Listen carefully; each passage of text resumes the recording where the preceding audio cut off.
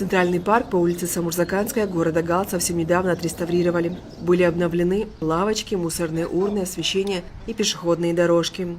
В благоустроенный парк стало приходить куда больше людей, чем раньше. Но жители города недолго радовались красивому и опрятному парку. На днях неизвестные сломали лавочки, фонари, перевернули мусорные урны. Некоторые лавочки не то чтобы были сломаны, они были полностью оторваны от земли. Хороших мыслей в голову не приходит. Если это какие-то случайные вещи, то бывает, ладно. Но если это умышленный вандализм, конечно, мы все равно узнаем, кто это делает. Но если с этими людьми, вот я на будущее говорю, даже ни помощи, ни поддержки, вот пускай с нашей стороны они не ожидают. Так относиться нельзя к своему городу, к своему району. Ну, что это портить имущество за просто так? Ну, зачем? Совсем, что ли, нечего делать?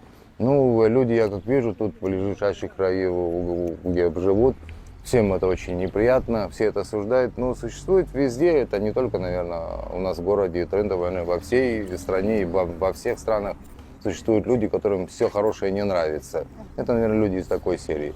Я думаю, узнаем, кто это делает, и им предстоит серьезный разговор. По словам главы администрации Галского района Константина Пилия, восстановление парка не завершено. Впереди еще много работ. Работы будут продолжаться. Это был первый этап. Это на те небольшие суммы, которые мы смогли саккумулировать в прошлом.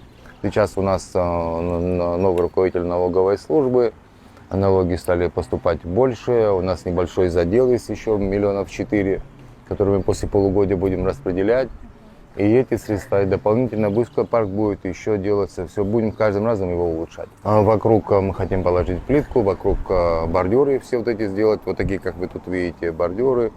Плюс фонари еще надо поменять, койки сделать повыше, покрупнее. Там будет еще планировано, воркаут называется, знаете, такие спортивные тренажеры, воркаут будет стоять вот там на углу. Есть одна мысль,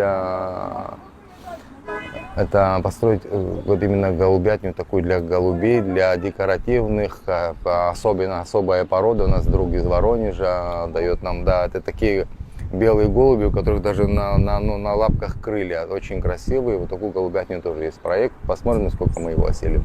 Такие поступки, как порча общественного имущества, не могут не вызвать осуждения и критику. Тем более, когда все уничтоженное было ранее благоустроено именно для города и его жителей. На вопрос, почему вместо того, чтобы беречь и хранить, люди разрушают свой город, трудно найти ответ. Есть надежда, что благодаря системе видеонаблюдения, установленной в центральной части города, виновные в содеянном будут найдены, и что впредь таких происшествий больше не будет. Илона Микава, Бату Библая, Борис Цацуа, Гал Медиа.